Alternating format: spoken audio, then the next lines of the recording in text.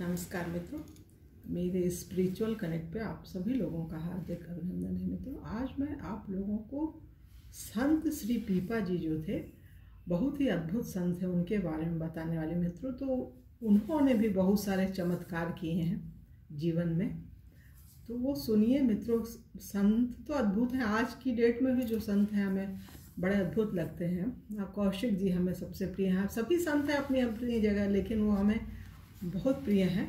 उनकी कथा हम सुनते हैं, सब संतों की सुनते हैं, लेकिन ये जो सबसे प्रिय संत हो सकते हैं हमारे, वो कौशिक जी हैं इस समय।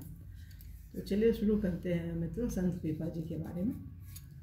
भक्तवर श्री पीपा जी पहले भवानी देवी के भक्त थे। मुक्ति मांगने के लिए आपने देवी का ध्यान किया। मुक्ति प्राप्त करने के लिए आपने देवी जी का ध्यान किया। देवी ने प्रत्यक्ष दर्शन देकर सत्य बात कही कि मुक्ति देने की शक्ति मुझ में नहीं है। ये सुनिए, देवी ने प्रत्यक्ष दर्शन देकर सत्य बात कही कि मुक्ति देने की शक्ति मुझ में नहीं है, वह शक्ति तो भगवान में है। सोचिए, उनकी शरण में जाना ही सुदृढ़ साधन है। देवी जी के उपदेशानुसार आचार्य श्री रामानंद जी के चरण कमलों का आश्रय पाकर श्री पीपा जी अति भक्ति की अंतिम सीमा हुए। मतलब भक्ति की जो पराकाष्ठा हो सकती थी ना मित्रों, वो संत पीपा जी ने प्राप्त की थी। गुरु कृपा एवं अति भक्ति के प्रभाव से आप में असंख्य अमूल्य सद्गुण थे। उन्हें संत जन सदा गाते रहते हैं। भक्त भक्ति भगवंत और गुरुदेव की आपने ऐसी आराधना की कि उसका स्पर्श करके, अर्थात देख सुन और समझ करके, संपूर्ण वैष्णवों की आराधना प्रणाली अत्यंत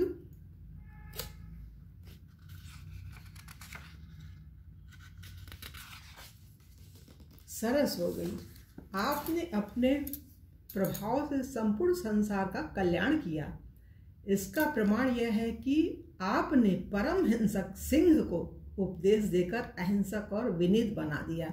मतलब शेर को भी उपदेश दे रहे हैं। सोचिए कितने अद्भुत संत हैं मित्रों। ये जो भक्तमाल की कथा है ना, अद्भुत है। पूरी ग्रंथ है, पूरा मोटा सा, जैसे सारे ग्रंथ होते हैं शिव पुराण वगैरह, वैसे ही ये भक्ति का है। भक्त बिल्कुल इसमें पुष्पों की भांति एक एक उनका वो है, माला जैसे होती है ना पुष्पों की, वैसे ही संतों के जो सुविचार हैं गुथे हुए हैं बिल्कुल सबकी अनुभूतियों से। जितने और संत हैं जो सुन रहे हैं, जो आज की डेट में भी सुन रहे हैं, संत सुन रहे हैं, सुना रहे हैं, तो वो भी पुष्प की भांति संत थे, ये भी पुष्प की भांति संत है जो सुना रहे हैं वर्तमान में।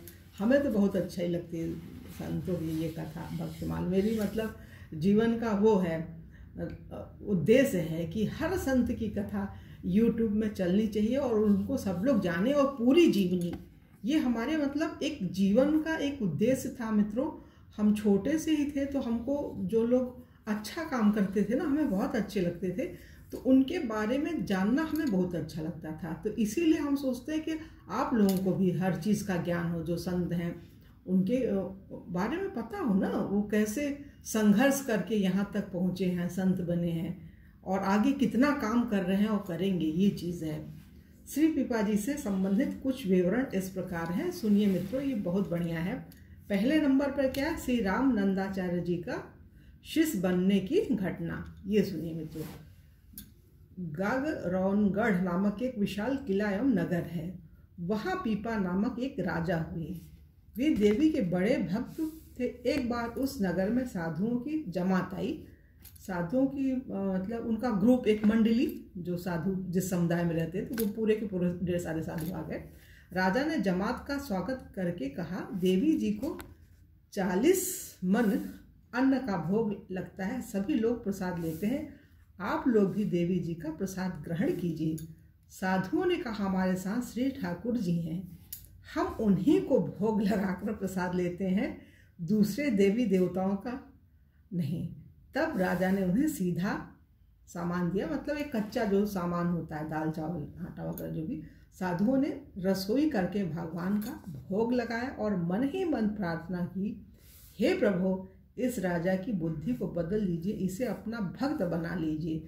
रात को जब राजा महल में सोया तो उसने एक बड़ा भयानक स्वप्न देखा कि एक विकराल देहधारी प्रेत ने मुझे पटक दिया है।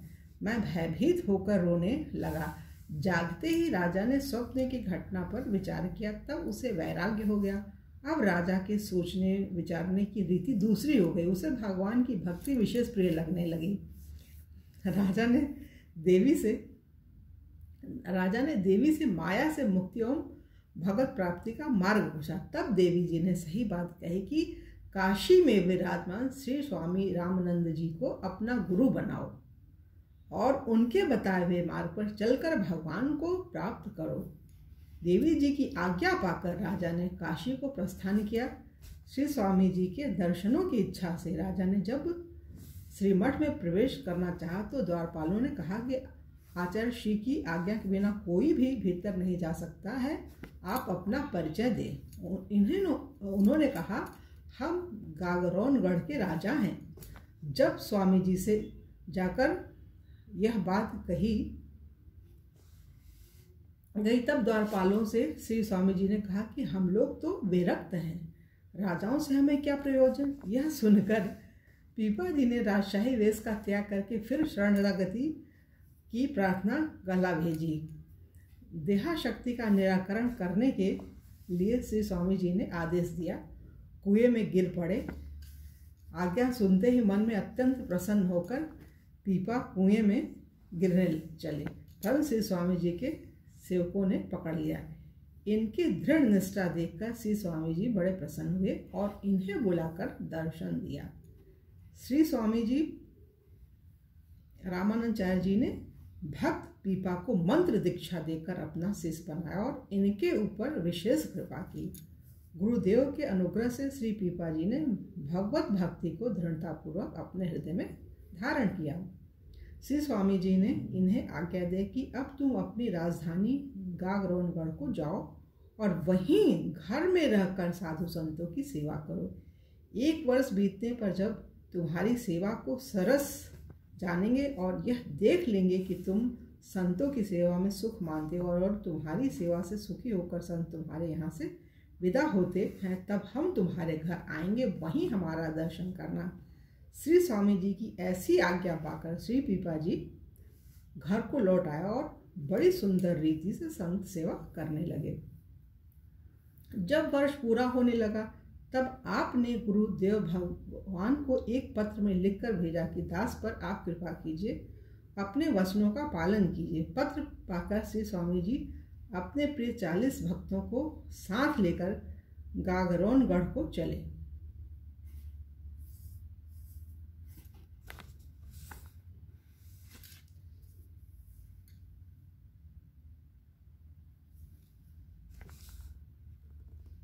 पीपा जी की रानी श्री सीता सचरिका श्री रामानंद जी की शिष्या बनना।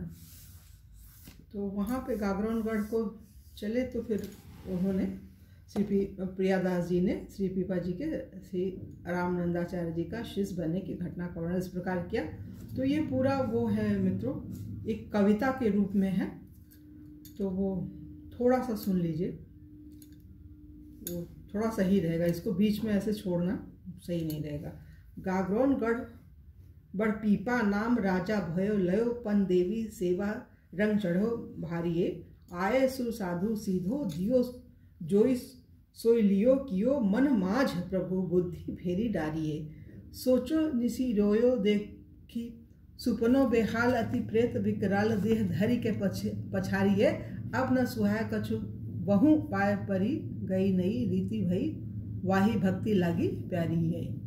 पूछो हरि पायबे को कब जब देवी कही सही रामानंद गुरु करी प्रभु पाइये लोग जाना बोरो भयो गयो यह काशीपुरी फूरी मति अति आए जहाँ हरि गाइये द्वार में जान देत आज्ञा ईश लेत कही रात राज सुन हेत सुनी सबही लुटाइये कुहो कुआ गिरो चले गिरन प्रसन्न हिये जिये सुख पायो ल्याय दर्श दिखाइए किए शिष्य कृपा करी धरी हरि भक्ति हृदय कही अब जाओ गृह सेवा साधु कीजिए बितय बरस जब सरस टहल जाने संत सुख मानी आवे धर्मति लीजिए। आए आज्ञा पाए धाम कीन्ही अभिराम रीति, प्रीति कौन आरावार चिट्ठी लिखी दीजिए, होजिए कृपाल वही बात प्रतिपाल करो, चले जुग बीस जन संगमति रिझिए। तो ये मित्रों यहाँ पर ये हो रहा है इनका ये समाप्त। और कल पीपा जी की रानी श्री सीता सहचरिका श्री रामानंद जी की शीशा बना, उनकी पत्नी भी उनके गुरु की शिष्या हुई। तो इसके बारे में मित्रों तो कल की वीडियो आप लोगों को पुनः मिलेगा। तब तक के लिए जय हिंद, जय भारत, ओम शांति, ओम शांति।